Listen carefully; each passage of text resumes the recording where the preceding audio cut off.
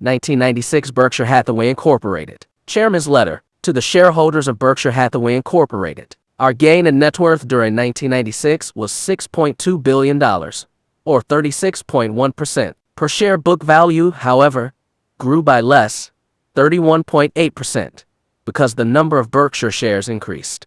We issued stock in acquiring Flight Safety International and also sold new Class B shares. Over the last 32 years, that is, since present management took over, per share book value has grown from $19 to $19,011, or at a rate of 23.8% compounded annually. Each Class B share has an economic interest equal to 1/30th of that possessed by a Class A share, which is the new designation for the only stock that Berkshire had outstanding before May 1996. Throughout this report, we state all per share figures in terms of Class A equivalents, which are the sum of the Class A shares outstanding and 1/30th of the Class B shares outstanding. For technical reasons, we have restated our 1995 financial statements, a matter that requires me to present one of my less than thrilling explanations of accounting arcana. I'll make it brief. The restatement was required because GEICO became a wholly owned subsidiary of Berkshire on January 2, 1996, whereas it was previously classified as an investment. From an economic viewpoint, taking into account major tax efficiencies and other benefits we gained, the value of the 51% of GEICO we own at year-end 1995 increased significantly when we acquired the remaining 49% of the company 2 days later. Accounting rules applicable to this type of step acquisition, however, required us to write down the value of our 51% at the time we moved to 100%. That write-down, which also, of course, reduced book value, amounted to $478.4 million. As a result, we now carry our original 51% of GEICO at a value that is both lower than its market value at the time we purchased the remaining 49% of the company and lower than the value at which we carried that 49% itself. There is an offset, however, to the reduction in book value I have just described. Twice during 1996, we issued Berkshire shares at a premium to book value. First in May when we sold the B shares for cash, and again in December when we used both A and B shares as part payment for flight safety. In total, the three non-operational items affecting book value contributed less than 1 percentage point to our 31.8% per share gain last year. I dwell on this rise in per share book value because it roughly indicates our economic progress during the year. But, as Charlie Munger, Berkshire's vice chairman, and I have repeatedly told you, what counts at Berkshire is intrinsic value, not book value. The last time you got that message from us was in the owner's manual, sent to you in June after we issued the Class B shares. In that manual, we not only define certain key terms, such as intrinsic value, but also set forth our economic principles. For many years, we have listed these principles in the front of our annual report. But in this report, on pages 58 to 67, we reproduce the entire owner's manual. In this letter, we will occasionally refer to the manual so that we can avoid repeating certain definitions and explanations. For example, if you wish to brush up on intrinsic value, see pages 64 and 65. Last year, for the first time, we supplied you with the table that Charlie and I believe will help anyone trying to estimate Berkshire's intrinsic value. In the updated version of that table, which follows, we trace two key indices of value. The first column lists our per share ownership of investments, including cash and equivalents, and the second column shows our per share earnings from Berkshire's operating businesses before taxes and purchase accounting adjustments, but after all interest and corporate overhead expenses. The operating earnings column excludes all dividends, interest, and capital gains that we realize from the investments presented in the first column. In effect, the two columns show what Berkshire would have reported had it been broken into two parts. As the table tells you, our investments per share increased in 1996 by 29.0%, and our non-investment earnings grew by 63.2%. Our goal is to keep the numbers in both columns moving ahead at a reasonable, or, better yet, unreasonable pace. Our expectations, however, are tempered by two realities. First, our past rates of growth cannot be matched nor even approached.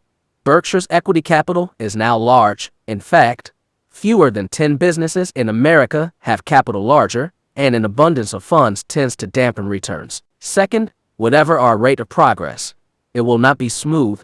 Year-to-year moves in the first column of the table above will be influenced in a major way by fluctuations in securities markets. The figures in the second column will be affected by wide swings in the profitability of our catastrophe insurance business. In the table, the donations made pursuant to our shareholder designated contributions program are charged against the second column, though we view them as a shareholder benefit rather than as an expense. All other corporate expenses are also charged against the second column. These costs may be lower than those of any other large American corporation. Our after-tax headquarters expense amounts to less than 2 basis points, 1/50%, measured against net worth. Even so, Charlie used to think this expense percentage outrageously high, blaming it on my use of Berkshire's corporate jet, the indefensible. But Charlie has recently experienced a counter-revelation with our purchase of Flight Safety, whose major activity is the training of corporate pilots. He now rhapsodizes at the mere mention of jets. Seriously, costs matter. For example, equity mutual funds incur corporate expenses, largely payments to the fund's managers, that average about 100 basis points, a levy likely to cut the returns their investors earn by 10% or more over time. Charlie and I make no promises about Berkshire's results. We do promise you, however, that virtually all of the gains Berkshire makes will end up with shareholders. We are here to make money with you, not off you. The relationship of intrinsic value to market price. In last year's letter, with Berkshire shares selling at $36,000, I told you, 1. Berkshire's gain in market value in recent years had outstripped his gain in intrinsic value, even though the latter gain had been highly satisfactory. 2. That kind of overperformance could not continue indefinitely. 3. Charlie and I did not at that moment consider Berkshire to be undervalued. Since I set down those cautions, Berkshire's intrinsic value has increased very significantly, aided in a major way by a stunning performance at GEICO that I will tell you more about later, while the market price of our shares has changed little. This, of course, means that in 1996 Berkshire's stock underperformed the business. Consequently, today's price-value relationship is both much different from what it was a year ago, and, as Charlie and I see it, more appropriate. Over time, the aggregate gains made by Berkshire shareholders must of necessity match the business gains of the company. When the stock temporarily overperforms or underperforms the business, a limited number of shareholders, either sellers or buyers, receive outsized benefits at the expense of those they trade with. Generally, the sophisticated have an edge over the innocents in this game. Though our primary goal is to maximize the amount that our shareholders, in total, reap from their ownership of Berkshire, we wish also to minimize the benefits going to some shareholders at the expense of others. These are goals we would have were we manage in a family partnership, and we believe they make equal sense for the manager of a public company. In a partnership, fairness requires that partnership interests be valued equitably when partners enter or exit. In a public company, fairness prevails when market price and intrinsic value are in sync. Obviously, they won't always meet that ideal, but a manager, by his policies and communications, can't do much to foster equity. Of course, the longer a shareholder holds his shares, the more bearing Berkshire's business results will have on his financial experience, and the less it will matter what premium or discount to intrinsic value prevails when he buys and sells his stock. That's one reason we hope to attract owners with long-term horizons. Overall, I think we have succeeded in that pursuit. Berkshire probably ranks number 1 among large American corporations in the percentage of its shares held by owners with a long-term view. Acquisitions of 1996. We made 2 acquisitions in 1996, both possessing exactly the qualities we seek: excellent business economics and an outstanding manager. The first acquisition was Kansas Bankers Surety, KBS, an insurance company whose name describes its specialty. The company,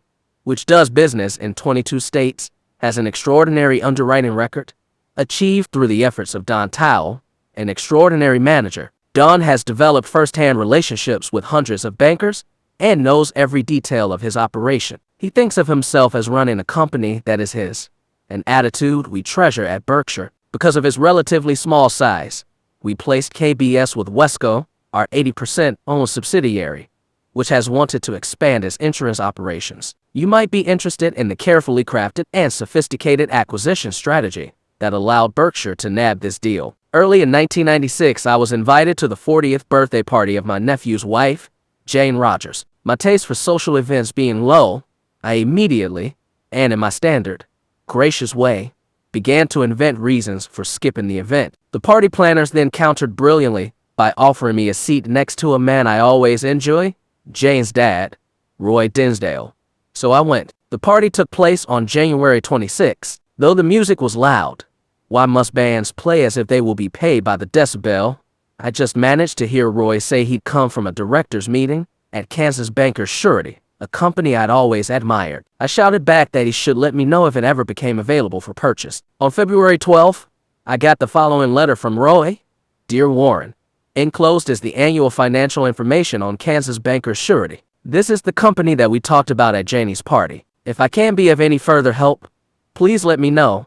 On February 13th, I told Roy we would pay $75 million for the company, and before long we had a deal. I'm now scheming to get invited to Jane's next party. Our other acquisition in 1996, Flight Safety International, the world's leader in the training of pilots, was far larger, at about $1.5 billion, but had an equally serendipitous origin. The heroes of this story are first, Richard Sercer, a Tucson aviation consultant, and second, his wife, Alma Murphy, an ophthalmology graduate of Harvard Medical School, who in 1990 wore down her husband's reluctance and got him to buy Berkshire stock. Since then, the two have attended all our annual meetings, but I didn't get to know them personally. Fortunately, Richard had also been a longtime shareholder of Flight Safety, and it occurred to him last year that the two companies would make a good fit. He knew our acquisition criteria, and he thought that Aluochi, Flight Safety's 79-year-old CEO, might want to make a deal that would both give him a home for his company and a security and payment that he would feel comfortable owning throughout his lifetime. So in July, Richard wrote Bob Denham, CEO of Solomon Incorporated, suggesting that he explore the possibility of a merger. Bob took it from there, and on September 18th, Al and I met in New York. I had long been familiar with Flight Safety's business, and in about 60 seconds I knew that Al was exactly our kind of manager. A month later, we had a contract. Because Charlie and I wished to minimize the issuance of Berkshire shares, the transaction we structured gave Flight Safety shareholders a choice of cash or stock, but carried terms that encouraged those who were tax indifferent to take cash. This nudge led to about 51% of Flight Safety's shares being exchanged for cash, 41% for Berkshire A, and 8% for Berkshire B. Al has had a lifelong love affair with aviation and actually piloted Charles Lindbergh. After a barnstorming career in the 1930s, he began working for Juan Trippe,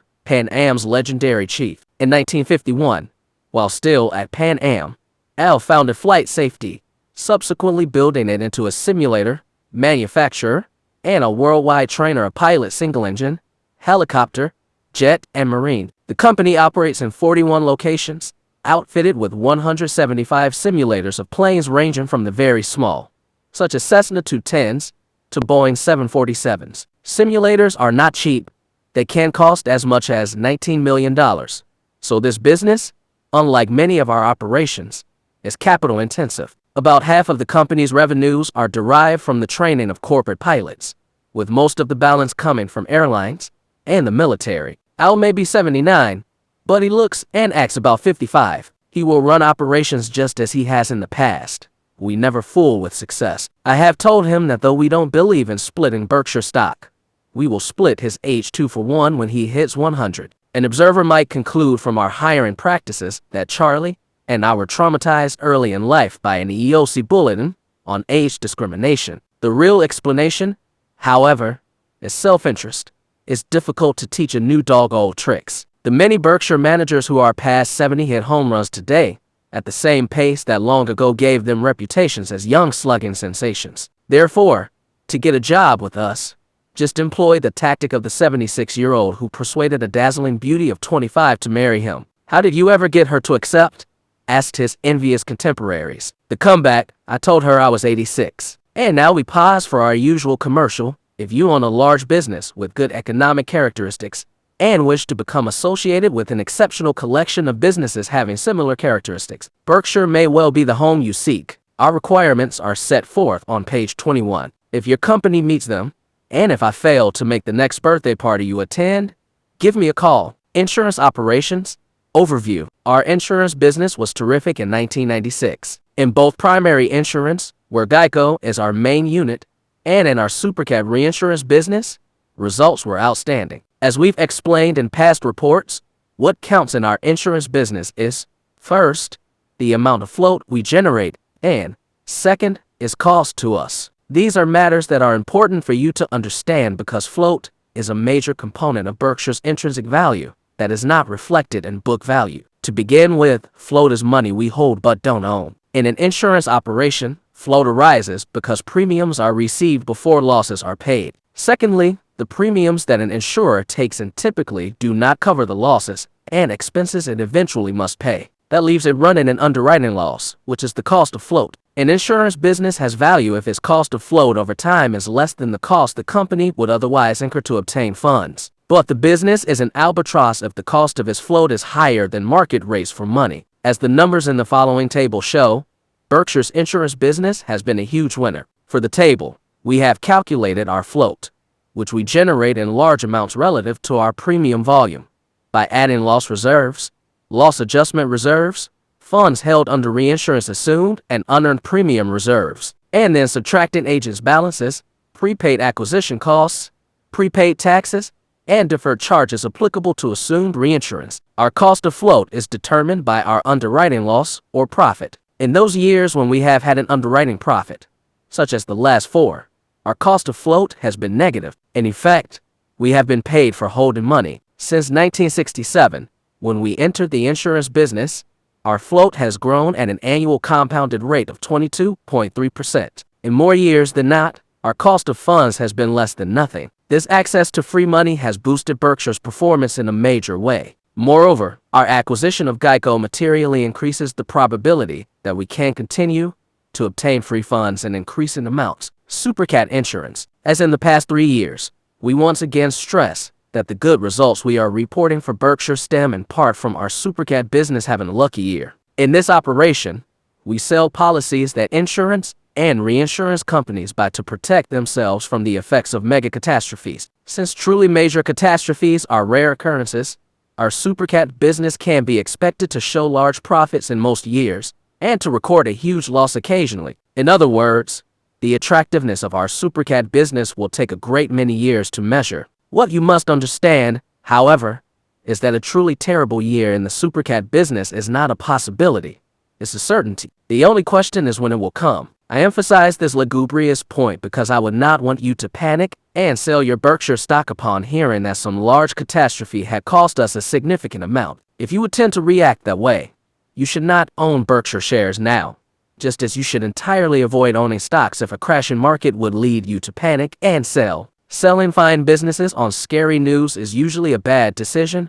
Robert Woodruff, the business genius who built Coca-Cola over many decades and who owned a huge position in the company, was once asked when it might be a good time to sell Coke stock. Woodruff had a simple answer: I don't know. I've never sold any in our supercat operation. Our customers are insurers that are exposed to major earnings volatility and that wish to reduce it. The product we sell, for what we hope is an appropriate price, is our willingness to shift that volatility to our own books. Gyrations in Berkshire's earnings don't bother us in the least. Charlie and I would much rather earn a lumpy 15% over time than a smooth 12%. After all, our earnings swing wildly on a daily and weekly basis. Why should we demand that smoothness accompany each orbit that the Earth makes of the Sun? We are most comfortable with that thinking, however, when we have shareholder partners who can also accept volatility. And that's why we regularly repeat our cautions. We took on some major supercat exposures during 1996. At mid-year, we wrote a contract with Allstate that covers Florida hurricanes. And though there are no definitive records that would allow us to prove this point, we believe that to have then been the largest single catastrophe risk ever assumed by one company for its own account. Later in the year, however, we wrote a policy for the California Earthquake Authority that goes into effect on April 1st, 1997, and that exposes us to a loss more than twice that possible under the Florida contract. Again, we retained all the risk for our own account. Large as these coverages are, Berkshire's after-tax worst-case loss from a true mega catastrophe is probably no more than $600 million, which is less than 3% of our book value and 1.5% of our market value. To gain some perspective on this exposure, Look at the table on page 2 and note the much greater volatility that security markets have delivered us. In the supercat business, we have 3 major competitive advantages. First, the parties buying reinsurance from us know that we both can and will pay under the most adverse of circumstances. Were a truly cataclysmic disaster to occur, it is not impossible that a financial panic would quickly follow. If that happened, there could well be respected reinsurers that would have difficulty paying at just the moment that their clients faced extraordinary needs. Indeed, one reason we never lay off part of the risks we insure is that we have reservations about our ability to collect from others when disaster strikes. When is Berkshire promising?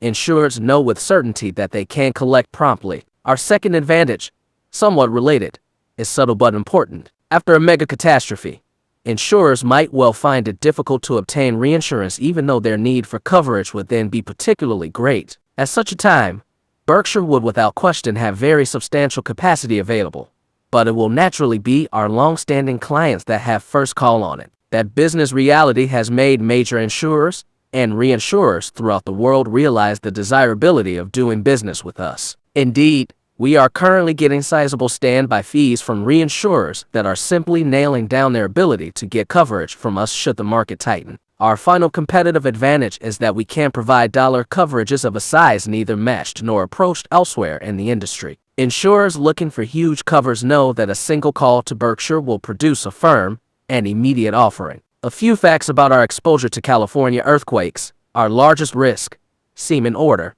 The Northridge quake of 1994 laid homeowners' losses on insurers that greatly exceeded what computer models had told them to expect. Yet the intensity of that quake was mild compared to the worst-case possibility for California. Understandably, insurers became shaken and started contemplating a retreat from writing earthquake coverage into their homeowners' policies. In a thoughtful response, Chuck Quackenbush, California's insurance commissioner, designed a new residential earthquake policy to be written by a state-sponsored insurer, the California Earthquake Authority. This entity, which went into operation on December 1st, 1996, needed large layers of reinsurance, and that's where we came in. Berkshire's layer of approximately $1 billion will be called upon if the authority's aggregate losses in the period ending March 31st, 2001 exceed about $5 billion. The press originally reported larger figures, but these would have applied only if all California insurers had entered into the arrangement.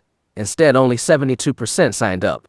So what are the true odds of our having to make a payout during the policy's term? We don't know, nor do we think computer models will help us, since we believe the precision they project is a chimera. In fact, such models can lull decision-makers into a false sense of security and thereby increase their chances of making a really huge mistake. We've already seen such debacles in both insurance and investments. Witness portfolio insurance, whose destructive effects in the 1987 market crash led one whack to observe that it was the computers that should have been jumping out of windows. Even if perfection in assessing risks is unattainable, insurers can underwrite sensibly. After all, you need not know a man's precise age to know that he is old enough to vote nor know his exact weight to recognize his need to diet. In insurance, it is essential to remember that virtually all surprises are unpleasant.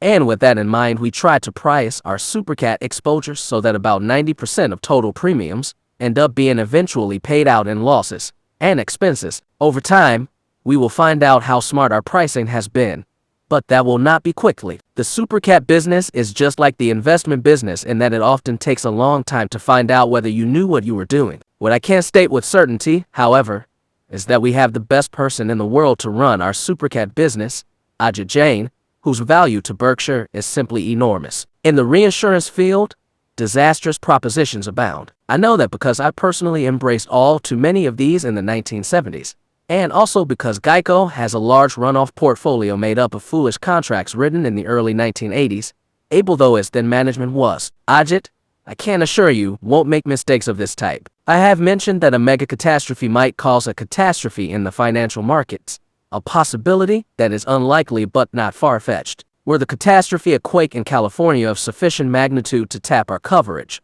we would almost certainly be damaged in other ways as well. For example, C's, Wells Fargo and Freddie Mac could be hit hard. All in all, though, we can handle this aggregation of exposures. In this respect, as in others, we try to reverse engineer our future at Berkshire Bearing in mind Charlie's dictum, all I want to know is where I'm going to die, so I'll never go there. Inverting really works. Try singing country western songs backwards, and you will quickly regain your house, your car, and your wife. If we can't tolerate a possible consequence, remote though it may be, we steer clear of planting its seeds. That is why we don't borrow big amounts and why we make sure that our supercat business losses, large though the maximums may sound, will not put a major dent in Berkshire's intrinsic value. Insurance, GEICO, and other primary operations. When we moved to total ownership of GEICO early last year, our expectations were high, and they are all being exceeded. That is true from both a business and personal perspective. GEICO's operating chief, Tony Nicely, is a super business manager and a delight to work with. Under almost any conditions, GEICO would be an exceptionally valuable asset. With Tony at the helm, it is reaching levels of performance that the organization would only a few years ago have thought impossible. There's nothing esoteric about GEICO's success.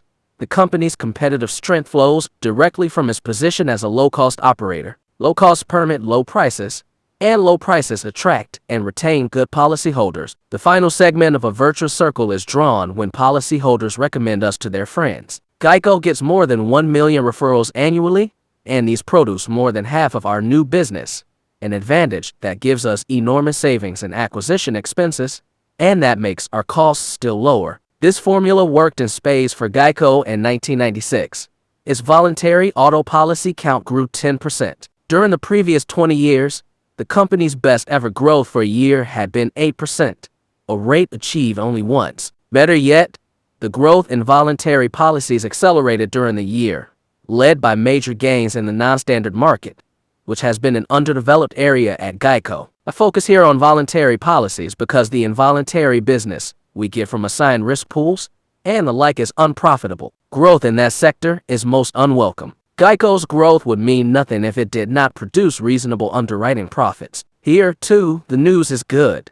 Last year, we hit our underwriting targets and then some. Our goal, however, is not to widen our profit margin, but rather to enlarge the price advantage we offer customers. Given that strategy, we believe that 1997's growth will easily top that of last year. We expect new competitors to enter the direct response market, and some of our existing competitors are likely to expand geographically. Nonetheless, the economies of scale we enjoy should allow us to maintain or even widen the protective moat surrounding our economic castle. We do best on costs in geographical areas in which we enjoy high market penetration. As our policy count grows, concurrently delivering gains in penetration, we expect to drive costs materially lower. GEICO's sustainable cost advantage is what attracted me to the company way back in 1951, when the entire business was valued at $7 million.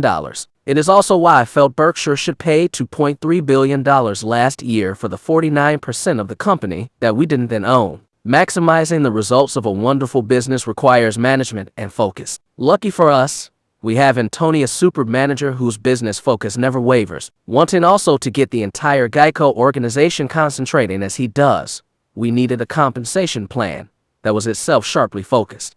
And immediately after our purchase, we put one in. Today, the bonuses received by dozens of top executives, starting with Tony, are based upon only two key variables. 1.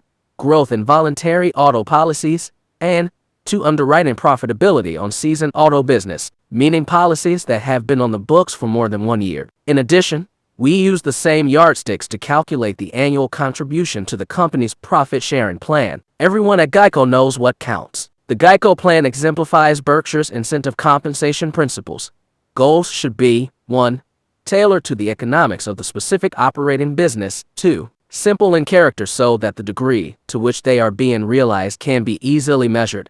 And 3. Directly related to the daily activities of plan participants. As a corollary, we shun lottery ticket arrangements, such as options on Berkshire shares, whose ultimate value, which could range from zero to huge, is totally out of the control of the person whose behavior we would like to affect. In our view, a system that produces quixotic payoffs will not only be wasteful for owners, but may actually discourage the focused behavior we value in managers. Every quarter, all 9,000 GEICO associates can see the results that determine our profit-sharing plan contribution. In 1996, they enjoyed the experience because the plan literally went off the chart that had been constructed. at the start of the year. Even I knew the answer to that problem.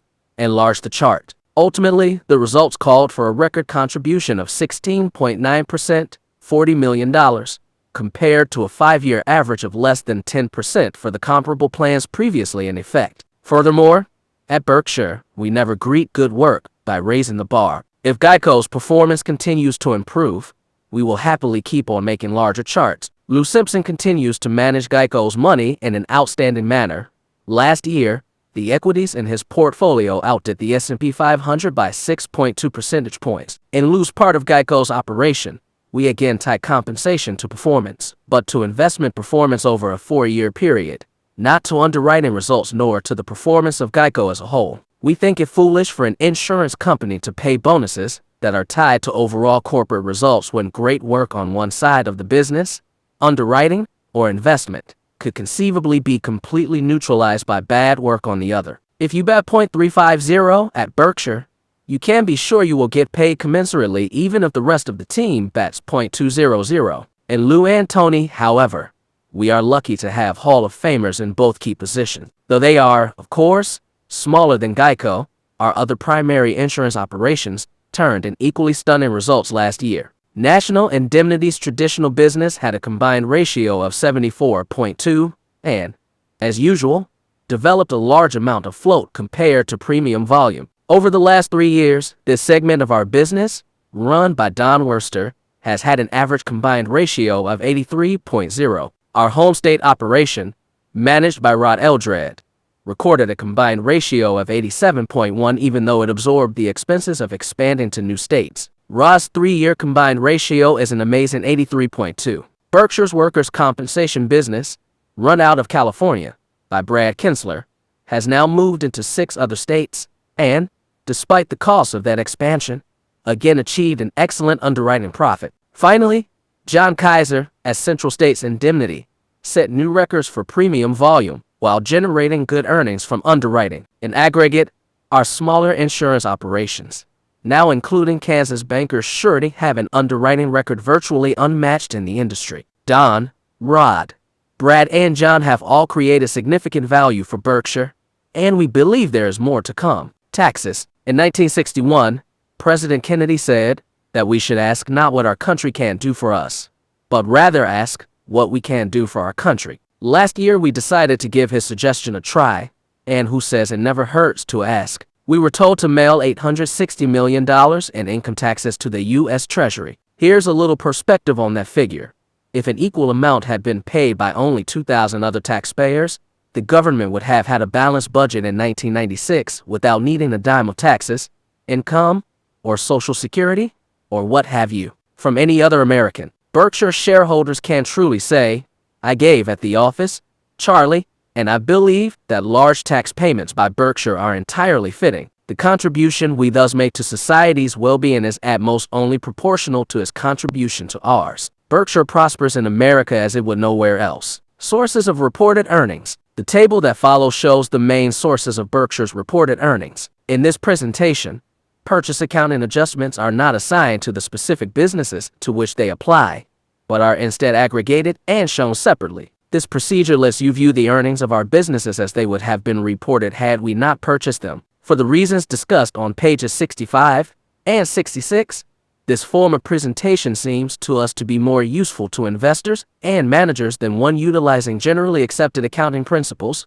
GAAP, which require purchase premiums to be charged off business by business. The total earnings we show in the table are, of course, identical to the GAAP total in our audited financial statements. In this section last year, I discussed 3 businesses that reported a decline in earnings: Buffalo News, Shoe Group, and World Book. All, I'm happy to say, recorded gains in 1996. World Book, however, did not find it easy. Despite the operation's new status as the only direct seller of encyclopedias in the country, Encyclopedia Britannica exited the field last year, its unit volume fell. Additionally, World Book spent heavily on a new CD-ROM product that began to take in revenues only in early 1997 when it was launched in association with IBM. In the face of these factors, earnings would have evaporated had World Book not revamped distribution methods and cut overhead at headquarters, thereby dramatically reducing its fixed costs. Overall, the company has gone a long way toward assuring its long-term viability in both the print and electronic marketplaces. Our only disappointment last year was in jewelry. Borsheim's did fine, but Helzberg suffered a material decline in earnings. Its expense levels had been geared to a sizable increase in same-store sales, consistent with the gains achieved in recent years. When sales were instead flat, profit margins fell. Jeff Comment, CEO of Helzberg's, is addressing the expense problem in a decisive manner, and the company's earnings should improve in 1997. Overall, our operating businesses continue to perform exceptionally, far outdoing their industry norms. For this, Charlie and I thank our managers. If you should see any of them at the annual meeting, add your thanks as well. More information about our various businesses is given on pages 36-46, where you will also find our segment earnings reported on a GAAP basis. In addition, on pages 51-57, we have rearranged Berkshire's financial data into 4 segments on a non-GAAP basis, a presentation that corresponds to the way Charlie and I think about the company. Our intent is to supply you with the financial information that we would wish you to give us if our positions were reversed. Look through earnings. Reported earnings are a poor measure of economic progress at Berkshire, in part because the numbers shown in the table presented earlier include only the dividends we receive from investees, though these dividends typically represent only a small fraction of the earnings attributable to our ownership. Not that we mind this division of money, since on balance we regard the undistributed earnings of investees as more valuable to us than the portion paid out. The reason is simple. Our investees often have the opportunity to reinvest earnings at high rates of return. So why should we want them paid out? To depict something closer to economic reality at Berkshire than reported earnings, though, we employ the concept of look-through earnings. As we calculate these, they consist of 1. The operating earnings reported in the previous section, plus 2. Our share of the retained operating earnings of major investees that, under GAAP accounting, are not reflected in our profits, less 3. An allowance for the tax that would be paid by Berkshire if these retained earnings of investees had instead been distributed to us. When tabulating operating earnings here, we exclude purchase accounting adjustments as well as capital gains and other major non-recurring items. The following table sets forth our 1996 look-through earnings, though I warn you that the figures can be no more than approximate, since they are based on a number of judgment calls. The dividends paid to us by these investees have been included in the operating earnings itemized on page 12, mostly under Insurance Group. Net investment income. Common stock investments. Below we present our common stock investments. Those with a market value of more than $500 million are itemized. Our portfolio shows little change. We continue to make more money when snoring than when active. Inactivity strikes us as intelligent behavior. Neither we nor most business managers would dream of feverishly trading highly profitable subsidiaries because a small move in the Federal Reserve's discount rate was predicted or because some Wall Street pundit had reversed his views on the market. Why, then, should we behave differently with our minority positions in wonderful businesses? The art of investing in public companies successfully is little different from the art of successfully acquiring subsidiaries. In each case, you simply want to acquire, at a sensible price, a business with excellent economics and able, honest management. Thereafter, you need only monitor whether these qualities are being preserved. When carried out capably, an investment strategy of that type will often result in its practitioner owning a few securities that will come to represent a very large portion of his portfolio. This investor would get a similar result if he followed a policy of purchasing an interest in, say, 20% of the future earnings of a number of outstanding college basketball stars. A handful of these would go on to achieve NBA stardom, and the investors take from them would soon dominate his royalty stream. To suggest that this investor should sell off portions of his most successful investments simply because they have come to dominate his portfolio is akin to suggesting that the Bulls trade Michael Jordan because he has become so important to the team. In studying the investments we have made in both subsidiary companies and common stocks, you will see that we favor businesses and industries unlikely to experience major change. The reason for that is simple. Making either type of purchase, we are searching for operations that we believe are virtually certain to possess enormous competitive strength 10 or 20 years from now. A fast-changing industry environment may offer the chance for huge wins, but it precludes the certainty we seek. I should emphasize that, as citizens, Charlie and I welcome change. Fresh ideas, new products, innovative processes, and the like cause our country's standard of living to rise, and that's clearly good. As investors, however, our reaction to a fermenting industry is much like our attitude towards space exploration. We applaud the endeavor but prefer to skip the ride. Obviously, all businesses change to some extent. Today, See's is different in many ways from what it was in 1972 when we bought it.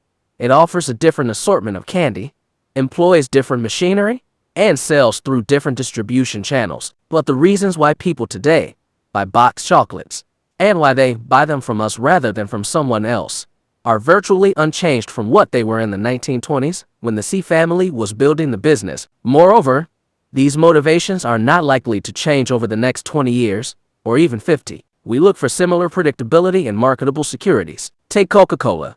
The zeal and imagination with which Coke products are sold has burgeoned under Roberto Goizueta, who has done an absolutely incredible job in creating value for his shareholders. Aided by Don Keough and Doug Ivester, Roberto has rethought and improved every aspect of the company. But the fundamentals of the business, the qualities that underlie Coke's competitive dominance and stunning economics, have remained constant through the years. I was recently studying the 1896 report of Coke, and you think that you are behind in your reading. At that time, Coke, though it was already the leading soft drink, had been around for only a decade. But his blueprint for the next 100 years was already drawn. Reporting sales of $148,000 that year, Asa Candler, the company's president, said, "We have not lagged in our efforts to go into all the world teaching that Coca-Cola is the article par excellence for the health and good feeling of all people. Though health may have been a reach, I love the fact that Coke still relies on Candler's basic theme today, a century later." Candler went on to say, just as Roberto could now, no article of like character has ever so firmly entrenched itself in public favor. Sales of syrup that year, incidentally, were 116,492 gallons versus about 3.2 billion in 1996. I can't resist one more Candler quote. Beginning this year about March 1st, we employed 10 traveling salesmen by means of which, with systematic correspondence from the office, we covered almost the territory of the union. That's my kind of sales force. Companies such as Coca-Cola and Gillette might well be labeled the inevitables. Forecasters may differ a bit in their predictions of exactly how much soft drink or shaving equipment business these companies will be doing in 10 or 20 years. Nor is our talk of inevitability meant to play down the vital work that these companies must continue to carry out in such areas as manufacturing, distribution, packaging, and product innovation. In the end, however, no sensible observer, not even these companies' most vigorous competitors, assuming they are assessing the matter honestly, questions that Coke and Gillette will dominate their fields worldwide for an investment lifetime. Indeed, their dominance will probably strengthen. Both companies have significantly expanded their already huge shares of market during the past 10 years, and all signs point to their repeating that performance in the next decade. Obviously, many companies in high-tech businesses or embryonic industries will grow much faster in percentage terms than will the inevitables, but I would rather be certain of a good result than hopeful of a great one. Of course, Charlie and I can identify only a few inevitables, even after a lifetime of looking for them. Leadership alone provides no certainties. Witness the shock some years back at General Motors, IBM, and Sears, all of which had enjoyed long periods of seeming invincibility, though some industries or lines of business exhibit characteristics that endow leaders with virtually insurmountable advantages, and that tend to establish survival of the fattest as almost a natural law. Most do not. Thus, for every inevitable, there are dozens of imposters, companies now riding high, but vulnerable to competitive attacks. Considering what it takes to be an inevitable, Charlie, and I recognize that we will never be able to come up with a nifty 50, or even a twinkling 20, to the inevitables in our portfolio. Therefore, we add a few highly probables. You can, of course, pay too much for even the best of businesses. The overpayment risk surfaces periodically, and, in our opinion, may now be quite high for the purchasers of virtually all stocks, the inevitables included. Investors making purchases in an overheated market need to recognize that it may often take an extended period for the value of even an outstanding company to catch up with the price they paid. A far more serious problem occurs when the management of a great company gets sidetracked and neglects its wonderful base business while purchasing other businesses that are so-so or worse. When that happens, the suffering of investors is often prolonged. Unfortunately, that is precisely what transpired years ago at both Coke and Gillette. Would you believe that a few decades back they were growing shrimp at Coke and exploring for oil at Gillette? Loss of focus is what most worries Charlie and me when we contemplate investing in businesses that in general look outstanding. All too often, we've seen value stagnate in the presence of hubris or of boredom that cause the attention of managers to wander. That's not going to happen again at Coke and Gillette, however, not given their current and prospective managements. Let me add a few thoughts about your own investments. Most investors, both institutional and individual, will find that the best way to own common stocks is through an index fund that charges minimal fees. Those following this path are sure to beat the net results after fees and expenses delivered by the great majority of investment professionals. Should you choose, however, to construct your own portfolio, there are a few thoughts worth remembering. Intelligent investing is not complex, though that is far from saying that it is easy. What an investor needs is the ability to correctly evaluate selected businesses. Note that word selected. You don't have to be an expert on every company, or even many. You only have to be able to evaluate companies within your circle of competence. The size of that circle is not very important. Knowing its boundaries, however, is vital. To invest successfully, you need not understand beta, efficient markets, modern portfolio theory, option pricing, or emerging markets. You may, in fact, be better off knowing nothing of these. That, of course, is not the prevailing view at most business schools, whose finance curriculum tends to be dominated by such subjects. In our view, though, investment students need only two well-taught courses: how to value a business and how to think about market prices. Your goal as an investor should simply be to purchase, at a rational price, a part interest in an easily understandable business whose earnings are virtually certain to be materially higher 5, 10, and 20 years from now. Over time, you will find only a few companies that meet these standards. So when you see one that qualifies, you should buy a meaningful amount of stock. You must also resist the temptation to stray from your guidelines. If you aren't willing to own a stock for 10 years, don't even think about owning it for 10 minutes. Put together a portfolio of companies whose aggregate earnings march upward over the years, and so also will the portfolio's market value. Though it's seldom recognized, this is the exact approach that has produced gains for Berkshire shareholders. Our look-through earnings have grown at a good clip over the years, and our stock price has risen correspondingly. Had those gains in earnings not materialized, there would have been little increase in Berkshire's value. The greatly enlarged earnings base we now enjoy will inevitably cause our future gains to lag those of the past. We will continue, however, to push in the directions we always have. We will try to build earnings by running our present businesses well, a job made easy because of the extraordinary talents of our operating managers, and by purchasing other businesses, in whole or in part, that are not likely to be roiled by change, and that possess important competitive advantages. USAir, when Richard Branson, the wealthy owner of Virgin Atlantic Airways, was asked how to become a millionaire, he had a quick answer: there's really nothing to it. Start as a billionaire, and then buy an airline.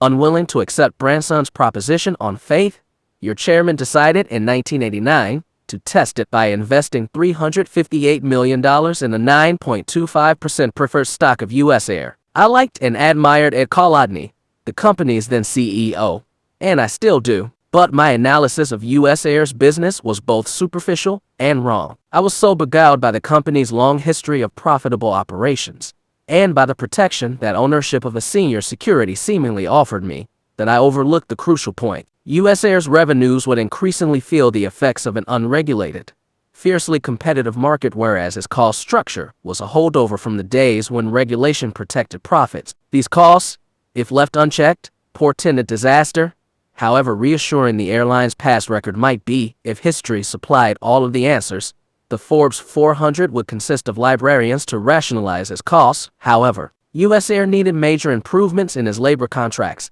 and that's something most airlines have found it extraordinarily difficult to get, short of credibly threatening or actually entering bankruptcy. USAir was to be no exception. Immediately after we purchased our preferred stock, the imbalance between the company's costs and revenues began to grow explosively. In the 1990 to 1994 period, USAir lost an aggregate of $2.4 billion, a performance that totally wiped out the book equity of its common stock. For much of this period, the company paid us our preferred dividends. But in 1994, payment was suspended. A bit later, with the situation looking particularly gloomy, we wrote down our investment by 75% to $89.5 million. Thereafter, during much of 1995, I offered to sell our shares at 50% of face value. Fortunately, I was unsuccessful. Mixed in with my many mistakes at USAir was one thing I got right.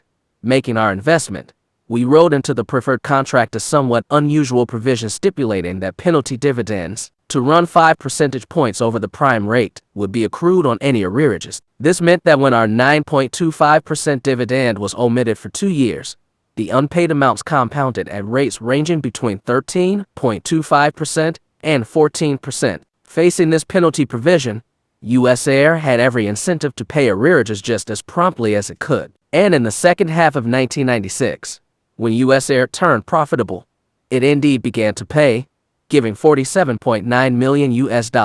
We owe Stephen Wolf, the company's CEO, a huge thank you for extracting a performance from the airline that permitted this payment. Even so, USAir's performance has recently been helped significantly by an industry tailwind that may be cyclical in nature. The company still has basic cost problems that must be solved. In any event, the prices of USAir's publicly traded securities tell us that our preferred stock is now probably worth its par value of $358 million, give or take a little. In addition, we have over the years collected an aggregate of $240.5 million in dividends, including $30 million received in 1997. Early in 1996, before any accrued dividends had been paid, I tried once more to unload our holdings, this time for about $335 million. You're lucky. I again failed in my attempt to snatch defeat from the jaws of victory. In another context, a friend once asked me, if you're so rich, why aren't you smart? After reviewing my sorry performance with USAir, you may conclude he had a point. Financings. We wrote 4 checks to Salomon Brothers last year, and in each case, we're delighted with the work for which we were paying. I've already described one transaction, the flight safety purchase, in which Salomon was the initiating investment banker. In the second deal, the firm placed a small debt offering for our finance subsidiary. Additionally, we made 2 good-sized offerings through Salomon, both with interesting aspects. The first was our sale in May of 517,500 shares of Class B Common, which generated net proceeds of $565 million. As I have told you before, we made this sale in response to the threatened creation of unit trusts that would have marketed themselves as Berkshire lookalikes. In the process, they would have used our past, and definitely non-repeatable, record to entice naive small investors, and would have charged these innocents high fees and commissions. I think it would have been quite easy for such trusts to have sold many billions of dollars worth of units. And I also believe that early marketing successes by these trusts would have led to the formation of others. In the securities business, whatever can be sold will be sold.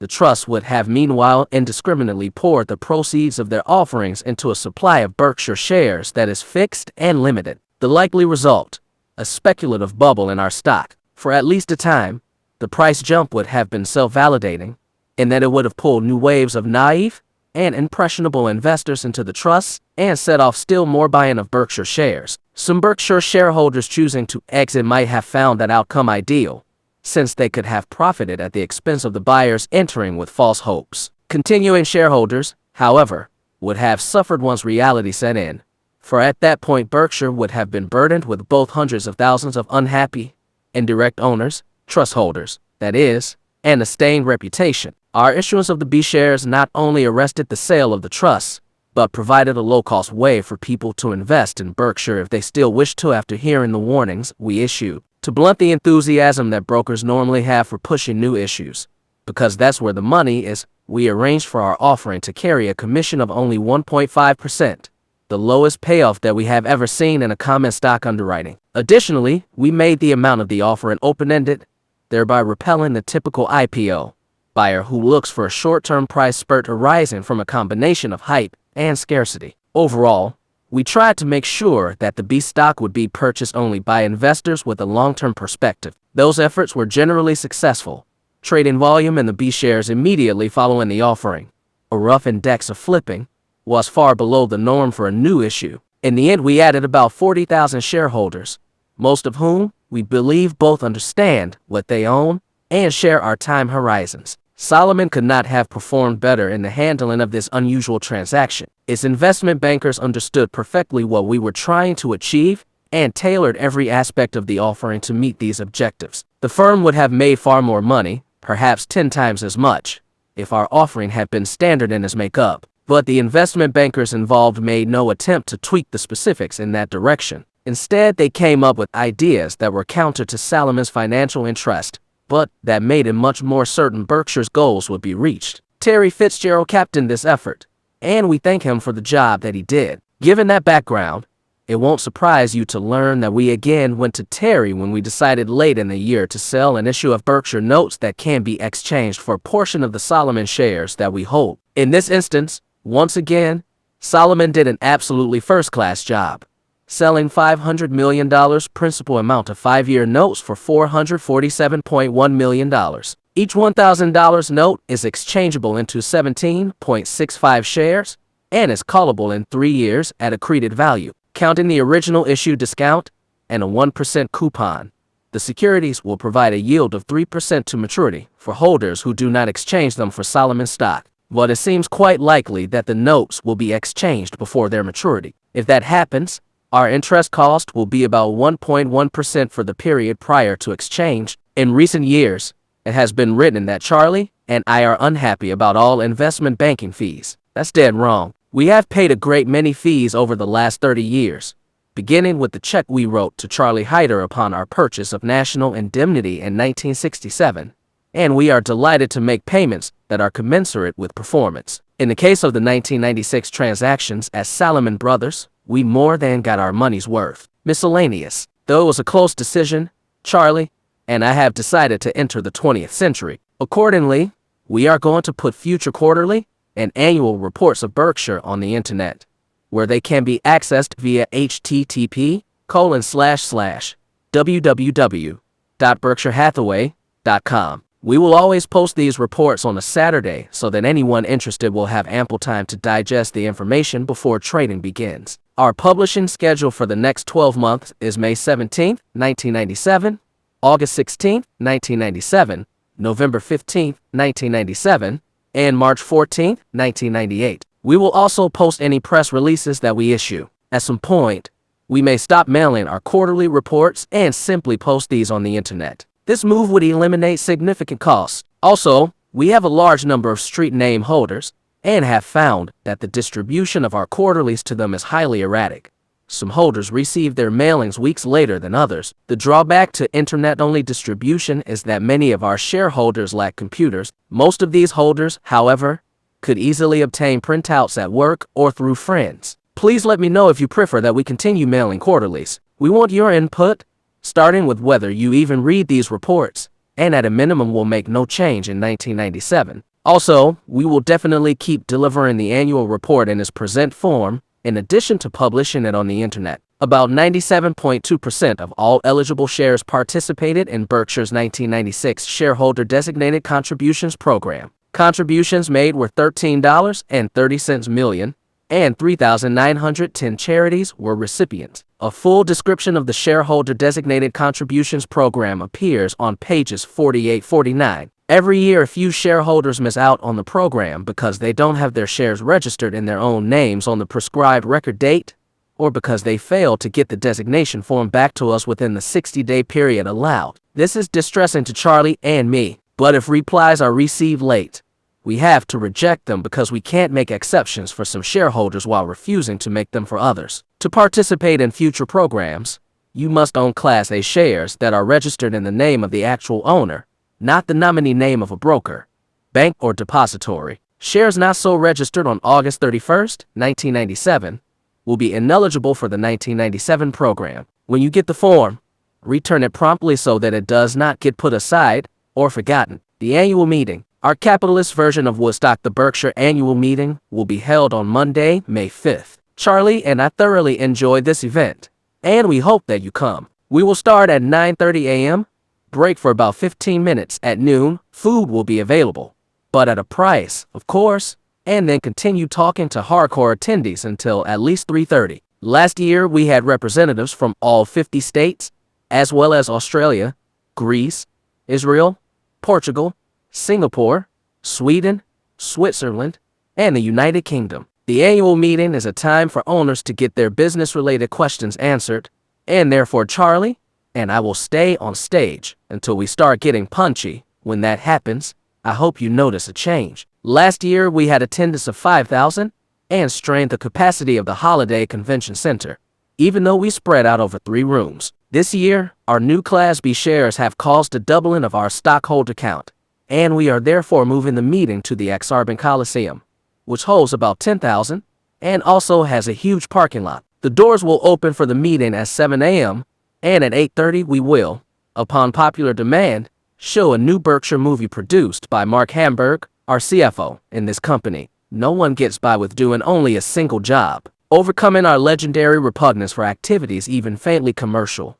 We will also have an abundant array of Berkshire products for sale in the halls outside the meeting room. Last year, we broke all records, selling 1,270 pounds of See's candy, 1,143 pairs of Dexter shoes, $29,000 of World Books and related publications, and 700 sets of knives manufactured by our Quicket subsidiary. Additionally, many shareholders made inquiries about GEICO auto policies. If you would like to investigate possible insurance savings, bring your present policy to the meeting. We estimate that about 40% of our shareholders can save money by insuring with us. We'd like to say 100%, but the insurance business doesn't work that way, because insurers differ in their underwriting judgments. Some of our shareholders are currently paying rates that are lower than GEICO's.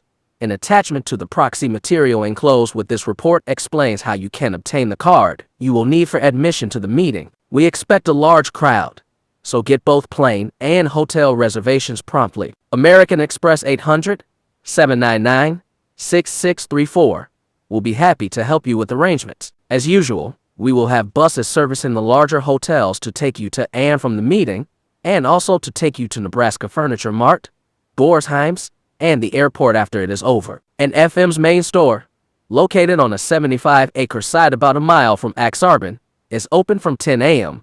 to 9 p.m. on weekdays, 10 a.m. to 6 p.m. on Saturdays, and noon to 6 p.m. on Sundays. Come by and say hello to Mrs. B. Rose Blumkin. She's 103 now and sometimes operates with an oxygen mask that is attached to a tank on her cart. But if you try to keep pace with her, it will be you who needs oxygen. And FM did about $265 million of business last year, a record for a single location home furnishings operation. And you'll see why once you check out its merchandise and prices. Borsheim's normally is closed on Sunday, but will be open for shareholders from 10 a.m. to 6 p.m. on May 4th. Last year on Shareholder Sunday, we broke every Borsheim's record in terms of tickets, dollar volume, and, no doubt, attendees per square inch. Because we expect a capacity crowd this year as well, all shareholders attending on Sunday must bring their admission cards. Shareholders who prefer a somewhat less frenzied experience will get the same special treatment on Saturday, when the store is open from 10 a.m. to 5:30 p.m., or on Monday between 10 a.m. and 8 p.m. Come by at any time this year and let Susan Jacques, Borsheim's CEO, and her skilled associates perform a painless walletectomy on you. My favorite steakhouse, Goritz, was sold out last year on the weekend of the annual meeting, even though it added an additional seating at 4 p.m. on Sunday. You can make reservations beginning on April 1st, but not earlier, by calling 402-551-3733. I will be at Goritz on Sunday after Borsheim's, having my usual rare T-bone and double order of hash browns. I can also recommend, this is the standard fare when Debbie Bossanek, my invaluable assistant, and I go to lunch, the hot roast beef sandwich with mashed potatoes and gravy. Mention Debbie's name and you will be given an extra boat of gravy. The Omaha Royals and Indianapolis Indians will play baseball on Saturday evening, May 3rd, at Rosenblatt Stadium. Pitching in my normal rotation, 1 throw a year, I will start. Though Rosenblatt is normal in appearance, it is anything but. The field sits on a unique geological structure that occasionally emits short gravitational waves, causing even the most smoothly delivered pitch to sink violently. I have been the victim of this weird phenomenon several times in the past, but I'm hoping for benign conditions this year. There will be lots of opportunities for photos at the ball game, But you will need incredibly fast reflexes to snap my fastball en route to the plate. Our proxy statement includes information about obtaining tickets to the game. We will also provide an information packet listing restaurants that will be open on Sunday night and describing various things that you can't do in Omaha on the weekend. The entire gang at Berkshire looks forward to seeing you. Warren Buffett, Chairman of the Board, February 28, 1997.